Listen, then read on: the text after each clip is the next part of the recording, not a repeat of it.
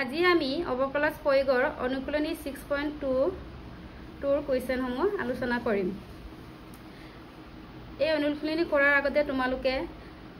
বৰ্ধমান ফলন increasing function আৰু decreasing function মানে হ্ৰাসমান ফলনৰ বিষয়ে জানিব লাগিব। এতিয়া প্ৰথমটো তোমালোকে বৰ্ধমান ফলন ইনক্ৰিজিং ফাংচন মানে কি তাৰ বিষয়ে অকমান জনা উচিত। এতিয়া বৰ্ধমান ইনক্ৰিজিং মানে বাঢ়ি যোৱা যিবোৰ আমাৰ মানে ফাংচনটো যেনিবা আমাৰ এফ অফ আছে, এইটো যদি আমি ডিফাৰেঞ্চিয়েল কৰোঁ ডেৰিভেটিভ কৰোঁ তেতিয়া কি হ'ব লাগিব, আমাৰ ৰিজাল্টটো কিমান হ'ব লাগিব, 0তকৈ ডাঙৰ হ'ব লাগিব। 0তকৈ ডাঙৰ মানে আমাৰ পজিটিভ ভেলু পাব লাগিব, ধনাত্মক সংখ্যা পাব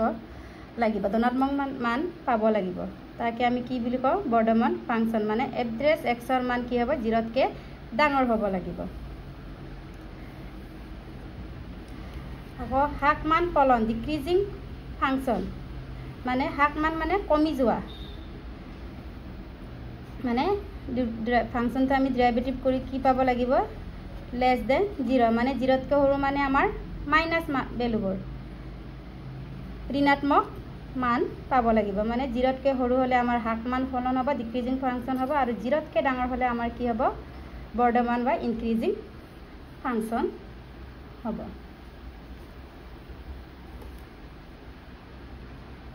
এতিয়া অনুকূলনী 6.2ৰ 1 নম্বৰ কুৱেশ্যনটো চোৱাচোন। দেখুওৱা যে F of X equal two 3x + 7ৰ দ্বাৰা নিৰ্দিষ্ট ফলনটো আৰত অৰ্থাৎ বৰ্ধমান ষ্ট্ৰিক্টলি ইনক্ৰিজিং হ'ব লাগে বুলি কৈছে। আৰ মানে হৈছে আমাৰ প্ৰকৃত সংখ্যা ৰিয়েল নাম্বাৰ। এইটো সমাধান কৰাৰ ষ্টেপকেইটা মনত ৰাখিলে, প্ৰথম আমাৰ ফলনটো বা ফাংচনটো দিয়া আছে F of equal to 3x + 70। তাৰ ছেকেণ্ড ষ্টেপটো হ'ব আমাৰ ডেৰিভেটিভ মানে অৱকলজ কৰিব লাগিব, আৰু অৱকলজ কৰি যদি আমি 0তকৈ ডাঙৰ সংখ্যা পাওঁ তেতিয়া কি হ'ব আমাৰ বৰ্ধমান হ'ব, আৰু 0তকৈ সৰু পালে আমাৰ কি হ'ব, আমাৰ হ্ৰাসমান মানে ডিক্ৰিজিং হ'ব। এতিয়া সলিউশনটো চোৱাচোন। আমাৰ ফাংচনটো ফলনটো কি দিয়া আছে, F of X equal two 3x + 70। তাৰ নেক্সট ষ্টেপটো কি কৰিব লাগিব, আমি ডেৰিভেটিভ অৱকলজ কৰিব লাগিব। এইটো অৱকলজৰ চিম্বল এভাৰেজ এক্স কি হ'ব, আমাৰ কাৰ সাপেক্ষে, আমাৰ এক্স সাপেক্ষে কৰিব লাগিব, এক্স সাপেক্ষে। ইয়াত কি আছে, আমাৰ এক্স সাপেক্ষে কৰিলে এক্সটোৰ অৱকলজ কিমান হয়, আমাৰ 1 3 × 1 আৰু প্লাছ 17টো হৈছে আমাৰ ধ্ৰুৱক ৰাশি কনষ্টেণ্ট ভেলু কি হয়, আমাৰ অৱকলজত 0, তেনে 3 × 1 3। এতিয়া কি পালোঁ আমি, এভাৰেজ এক্স ইকুৱেল টু 3টো আমাৰ 0তকৈ ডাঙৰ হয় নাই, তেতিয়া 0তকৈ ডাঙৰ হ'লে কি হ'ব, আমাৰ বৰ্ধমান। এতেকে এভাৰেজ এক্স গ্ৰেটাৰ দেন আমি 0 হয়, 0ত আৰ হঠত বৰ্ধমান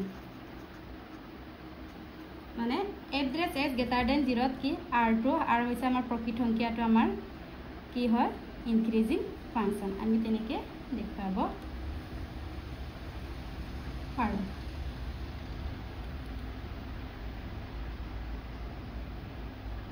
এতিয়া আমাৰ 2 নম্বৰ কুৱেশ্যনটো হৈছে দেখুওৱা যে F of X equal two e2x দ্বাৰা নিৰ্দিষ্ট ফলনটো আৰত অৰ্থাৎ বৰ্ধমান মানে কি হয়, F of X equal to e2xটো আমাৰ কি হ'ব, ইনক্ৰিজিং ফাংচন বুলি দেখুৱাব লাগিব। আমি এটা ফাংচনটো লিখি ল'লোঁ, F of X equal two e2x। তাৰপিছত কি কৰিছিলোঁ, আমি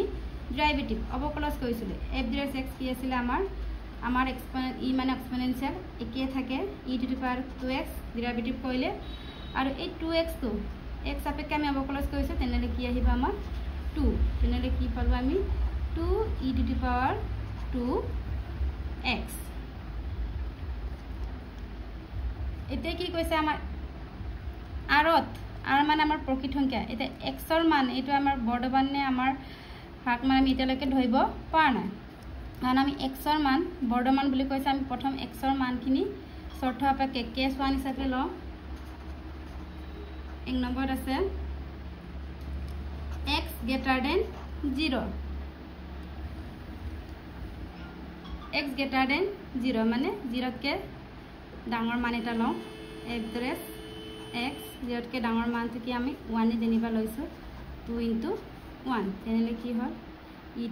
e স্কয়াৰ তেনেলে এটা আমি কি মান পালো আমি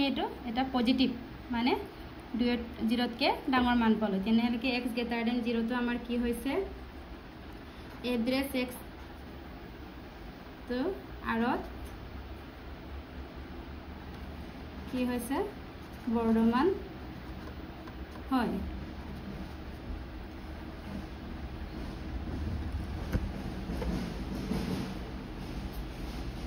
এতিয়া আকৌ কেছ টুত কি পাম আমি x ইকুৱেল আমি 0 বহাই চাম কি আছিল আমাৰ এড্ৰেছ x ডেৰিভেটিভ ফলনটো কি আছিল আমাৰ 2 e to the power 2x এতে x এর মান কি বহাম আমি 0 2 into 0 আকৌ 2 e to the power 2 into 0 0 আৰু পাৱাৰ যদি 0 থাকে কি হ'ব আমাৰ সদায় 1 2 into 1 আমাৰ 2 তেনেলে 2 is কি greater than 0 দুইটো আমাৰ 0 কে ডাঙৰ গতিকে আমাৰ এটো আৰত বৰ্ধমান হয়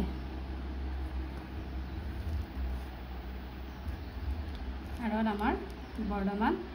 হয় এতিয়া আৰু কেছ নম্বৰ 3 টো কি হয় আমাৰ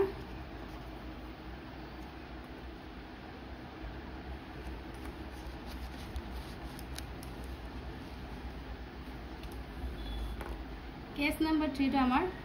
x greater than 0 বহালো x equal to 0 বহালো আমি পজিটিভ পালো এটা 3 কি লিখিম আমি x less than 0 আমি 0 কে সৰু অংকিয়া বহাম এটা 0 কে সৰু অংকিয়া আপোনাৰ মাইনাস নেগেটিভ ভ্যালুবোৰ হয় জি সা -1 বহা পৰা -2 -3 জি সা তাকে আমি বহা পৰা আমাৰ ডেৰিভেটিভ ফাংশনটো কি হয় এড্ৰেছ x equal কি আছে আমাৰ 2 e to the power 2 x এতে x এৰ মান আমি 0 কে সৰু সংখ্যা লওঁ 1 টোৱে বহাইছো -1 টো বহাইছো আমি এটো পালো 2 into -1 কি হল আমাৰ -2 আমি 2 e to the power -2 টো আমি কেনেকৈ লিখিব পাৰো আমি বাই e স্কয়াৰ লিখিব পাৰো এটা আমি কি পালো একে আমি পজিটিভে পালো আমি ধনাত্মক ভ্যালুৱে পালো এই কাৰণে x less than 0 to আমাৰ আৰত কি হয় বৰ্ধমান হয় এতেকে f of x equal to e to the power 2x ৰ ফলনটো আৰত বৰ্ধমান হয়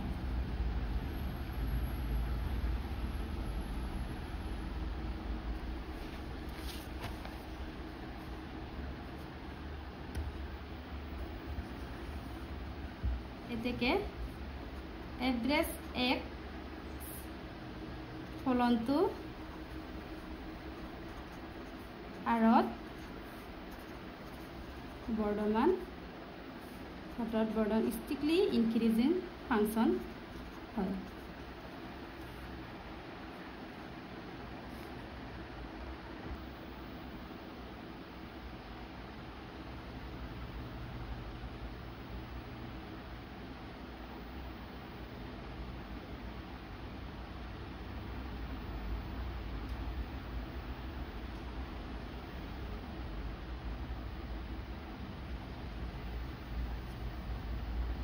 এতিয়া 3 নম্বৰ কোৱেশ্চনটো আছে দেখুৱা যে f of x equal to sin x দ্বাৰা নিৰ্দিষ্ট ফলনটো a 0 pi by 2 বৰ্ধমান হয় pi by 2 পাইত ভাগমান হয় আৰু c কি আছে 0 আৰু পাইত বৰ্ধমানো নহয় ভাগমানো নহয় তাৰ আমাৰ ফলনটো কি দিয়া আছে আমাৰ ফাংশনটো f of x equal to sin x তাৰ পিছত আমি কি কৰিম ডেৰিভেটিভ অবকলজ কৰিম তাৰপিছত sin x ৰ অবকলজ কি হয় আমাৰ cos x তাৰপিছত আমি আগতে তোমালোকে ক্লাস 11 ত cos x ৰ আমাৰ গ্ৰাফটো কেনেকৈ আছিল ড্ৰ কৰি লব লাগিব এতিয়া সলিউশন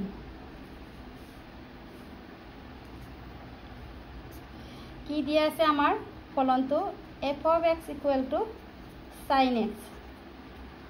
তাৰ পিছত আমি কি কৰিছিল আমি ডিফাৰেন্সিয়েল f dash x অবকলজ সাইনৰ অবকলজ কি হয় আমাৰ cos x এতিয়া আমাৰ কি হৈছে 0 π/2 হঠাৎ বৰ্ধমান এতিয়া আমি ডেৰিভেটিভ ফলনটো কি পালো cos x আমি এটা cos x ৰ তোমালোকে 11 লৈ মনত ক্লাস 11 যে আছিল এনেকুৱা আছিল আমাৰ এইটো আমাৰ plus plus plus minus plus আৰু এইটো সুকত কি আছিল আমাৰ মাইনাস মাইনাস ইয়াত কি আছিল প্লাস মাইনাস এতিয়া আমাৰ cos x ৰ গ্ৰাফটো কি আছিল এইটো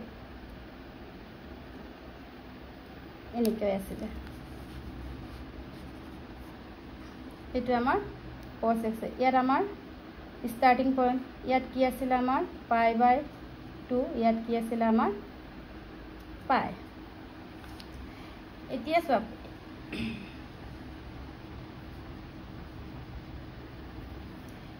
এত কি দিয়া আছে 0 π/2 হঠাৎ বৰ্ধমান তোমালোকে এই গ্ৰাফটো চোৱা 0 এটোত আমাৰ পজিটিভ থাকে হয় না আৰু π/2 লকে ইয়ালৈকে আমাৰ পজিটিভ এই কাৰণে আমাৰ 0 আৰু π/2 বৰ্ধমান হয় মানে ইনক্রিজিং স্ট্রিক্টলি ইনক্রিজিং ফাংশন হয় in 0 π/2 0 π/2 f dash x কি আমাৰ cos x আছিল তেনেহলে কি 0 and π/2 লকে আমাৰ কি আছে পজিটিভ আছে এই কাৰণে 0 π/2 হঠাৎ কি হয় আমাৰ বৰ্ধমান হয় হঠাৎ আমাৰ বৰ্ধমান হয়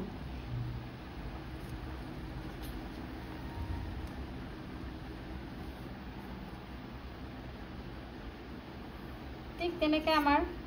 বিট কি লিখা আছে কি দিয়া আছে π/2 আৰু পায়ত এতিয়া চোৱা ইয়াত গ্ৰাফত চোৱা π/2 আৰু পাইটো কলৈ আছে ইয়াত তললৈ আহা মানে আমাৰ কি আছিল ইয়াত মাইনাস হয় মানে এবাৰ এইটো সুকত আমাৰ কি প্লাস আৰু মাইনাস আকৌ প্লাসে মাইনাসে আমাৰ কি হয় মাইনাস তেনেহলে আমাৰ π/2 আৰু পাইত কি হ'ব আমাৰ হঠাৎ ভাগমান মানে স্ট্ৰিক্টলি ডিক্ৰিজিং ফাংশন হয় এতিয়া কি আছিল আমাৰ π/2 পায়ত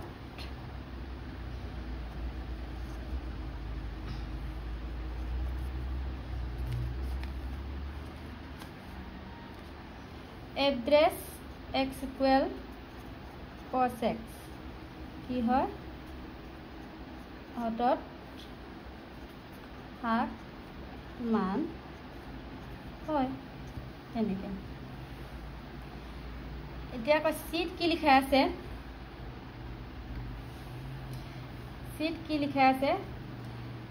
0 পায়ত বৰ্ধমানো নহয় আৰু ভাগমানো নহয় এতিয়া চোৱা neither decreasing nor increasing বুলি কৈছে এটা এই গ্ৰাফত চোৱাচোন 0 প্ৰথম এটা আমাৰ 0 0 পজিটিভ হৈছে আকৌ পাইটো আমাৰ তললৈ আছে নেগেটিভ এই কাৰণে আমাৰ 0 পাইত কি বৰ্ধমানো নহয় আৰু ভাগমানো নহয় মানে এটা পজিটিভ আৰু এটা নেগেটিভ ভ্যালু পাইছে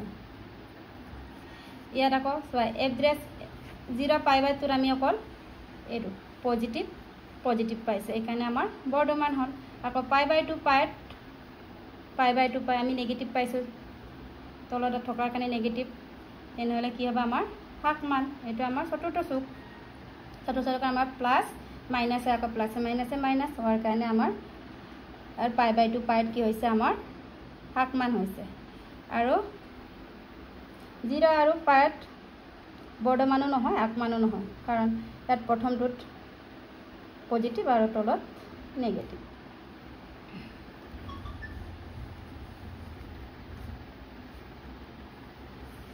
কি 0 পায়ত f dress x cos x ধনাত্মক বা পজিটিভ বা ঋণাত্মক হয় অৰ্থাৎ f dress x greater than 0 and f dress x less than 0 এটাকে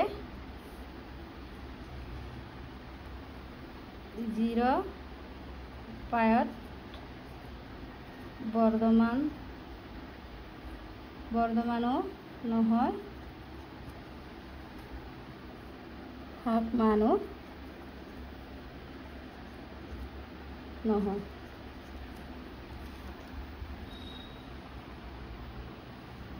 চাই লোৱা